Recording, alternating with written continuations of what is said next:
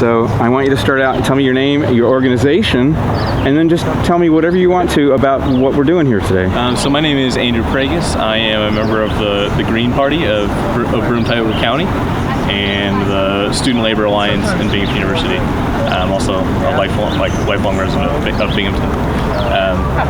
So the railroads right behind us, the land that they sit on is owned by an organization called the Broome County IDA. What that means is the land is physically owned to exempt the railroads from paying any sort of property taxes. The IDA also owns a number of properties throughout downtown Binghamton in particular, and they also own the Broome County Business Park over out in Conklin. And what the IDA does is it owns property for a company. So a company, in this case, one of the railroad companies, when you look on the property tax form, it says owned by the IDA, but really everything that's on it and all the use is for the railroads, which is one way to make them less accountable to the people here.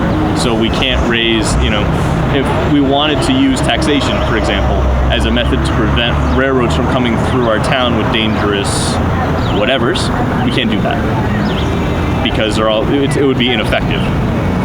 It's one more method of making sure that local places that railroads aren't accountable to the local places that they run through. It sounds like that this is like a grand scheme that's been designed in order to push these things through local communities without resistance. Well, I mean, the railroad has been here for a long time. The railroad was really important in kind of building up the industry of Binghamton. It was a very dirty industry, fueled by coal and what have you, of course. But the railroad was here, before all these laws.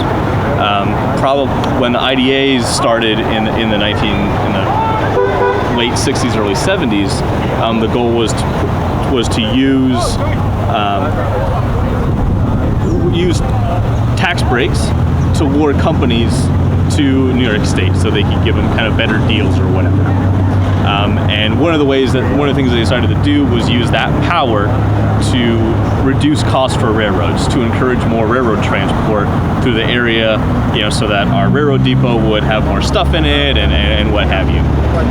Of course, now there's not really that many people that work for the railroads here. It just kind of passes through. We still have a railroad depot, and they do haul. Actually, one person was just talking about how they haul really dangerous silica, which is in your video, that is used in the fracking process. But they also, frankly, we don't really know what they haul through here because they're not required to tell us. They're not required to inform the fire department, the police department, any public health officials. No one about what they're hauling. The people that drive the trains don't even know what they're hauling necessarily. Aren't there like DOT like hazmat stickers that they put on the cars? I suppose so. If you can, I can't read those. Can you? Not as the train's going by at 60 miles per hour. So it's just what the IDA is used largely to get so companies don't have to pay taxes. So besides railroads, that's also used for all the luxury student housing developments in downtown are all off the property tax rolls. They do pay a thing called a payment in lieu of taxes. But we're talking, the IDA annually doles out $10 to $15 million in tax breaks.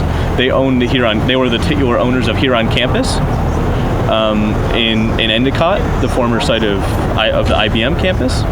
They were involved in that, which they actually owned the land under which the EIT was on, and which recently failed. It sounds like another way of taking these really toxic, contaminated sites and transferring it to public ownership. Yeah, they're called public. These things are called public-private partnerships, right? Is what they're particularly called, or what they do. And really, what they're most effective at doing is making sure that companies are not accountable to local communities, which is actually the opposite of what their stated purpose is. They're supposed to.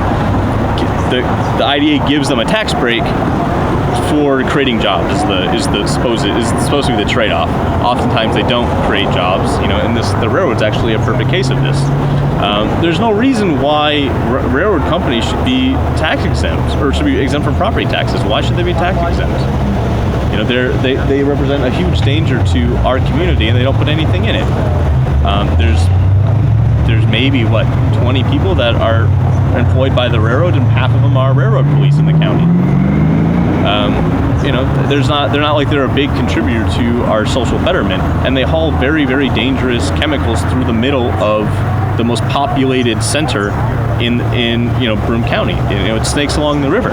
If you live near the river, you live near a railroad, which means you live near very dangerous chemicals and that could potentially explode.